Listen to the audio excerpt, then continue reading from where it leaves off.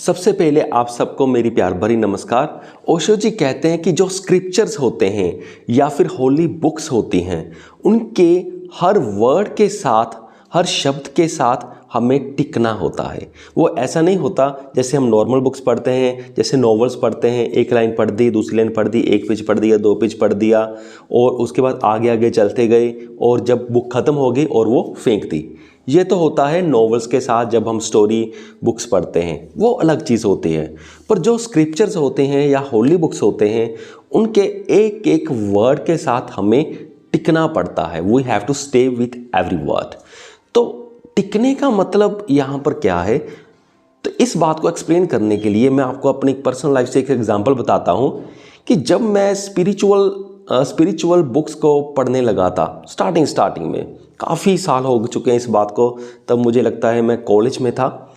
तो वहाँ पर क्या था कि एक वर्ड आया था अवेयरनेस। अब अवेयरनेस वर्ड बहुत कॉमन हो चुका है, आजकल सभी को इस वर्ड्स का पता है कि स्पिरिचुअलिटी में अवेयरनेस शब्द का मतलब क्या होता है। लेकिन उस वक्त ना ही मेरे तो कोई सर्कल में ऐसा था, तो ना ही इंटरनेट इतना इजीली अवेलेबल था। तो मेरे पास एक बुक होती थी, इंटरनेट होता था तभी भी, लेकिन मेरे पास नहीं होता था और मेरे फ्रेंड सर्कल में भी कम ही होता था। तो मेरे पास एक बुक थी, मैंने स्पिरिचुअल बुक्स खरीदी थी। उस वक्त की बात है, मैंने 1100 रुपये में ओशो जी की बुक खरीदी थी। वो उस वक्त की बात है, बहुत महंगी बुक थी और आज वो बुक हो चुकी है मेरे हिसाब से 2500 3000 की हो चुकी होगी डेफिनेटली। तो उस बुक में मैंने पहली बार वर्ड वो पढ़ा था अवेयरनेस। तो मैंने जब सोचा भी इस अवेयरनेस का मतलब ये होता होगा कि हमारे आसपास क्या है।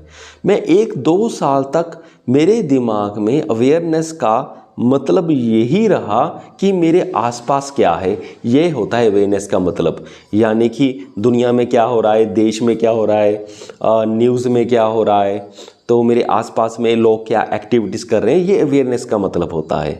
तो मुझे मैं अवेयरनेस वर्ड के साथ रहा, उसे समझने की कोशिश करता रहा। बार बार अवेयरनेस का शब्द स्पिरिचुअल बुक्स में आता रहा। ऑनलाइन जो मैं ब्लॉग्स पढ़ता था या कुछ भी स्पिरिचुअल पढ़ता था, उसमें ये वर्ड्स बार बार आता रहा।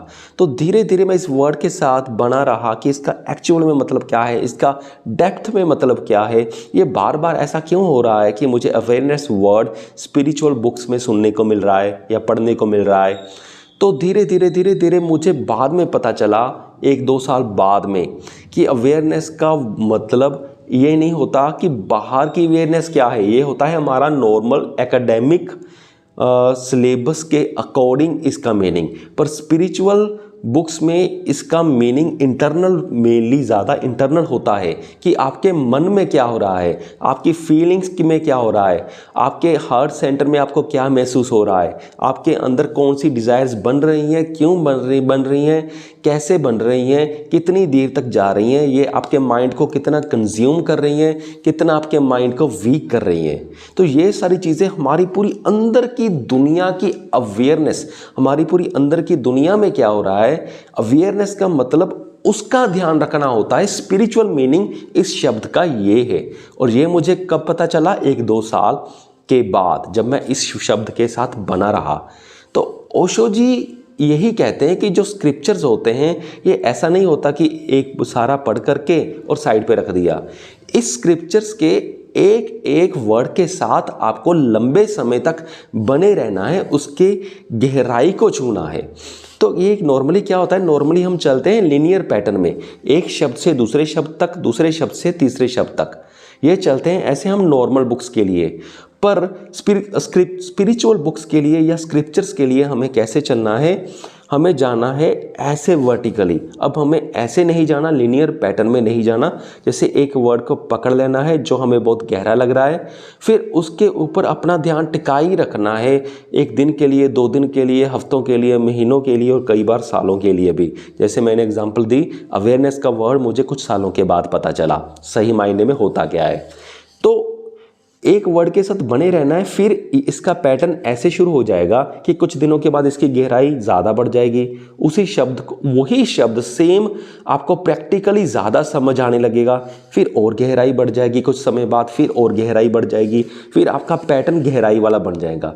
फिर जैसे जैसे आपकी गहराई बढ़ती जाएगी, आपकी समझ की गहराई उस शब्द के लिए बढ़ती जाएगी, वैसे वैसे आप स्पिरिचुअल पाथ में आगे बढ़ते जाओगे। आप खुद हैरान हो जाओगे कि ये कैसे हो सकता है कि आपको पहले वही शब्द का मतलब पता था, पर वो बहुत ही शैलो मीनिंग का पता था, लेकिन अब भी आप सिर्फ उसी शब्द को स्टडी कर रहे हो, पर अब उसकी गहराई आपको बहुत ज़्यादा गहराई तक पता है। और ये होगा, और जिस दिन आपको होगा तब आप हैरान हो जाओगे कि हाँ, वाकई ही एक शब्द की गहराई को समझना और गहरा करना ये बिल्कुल अलग प्रोसेस है।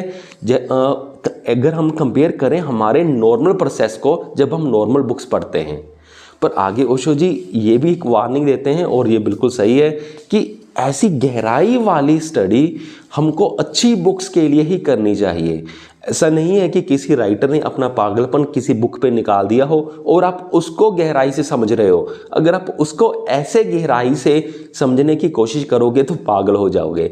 सो ऐसी गहराई वाली जो टेक्निक है, ये सिर्फ अच्छी बुक्स के साथ ही आप प्रैक्टिस करें, क्योंकि उससे आप में बहुत अच्छे इम्प्रूवमेंट्स आएंगे।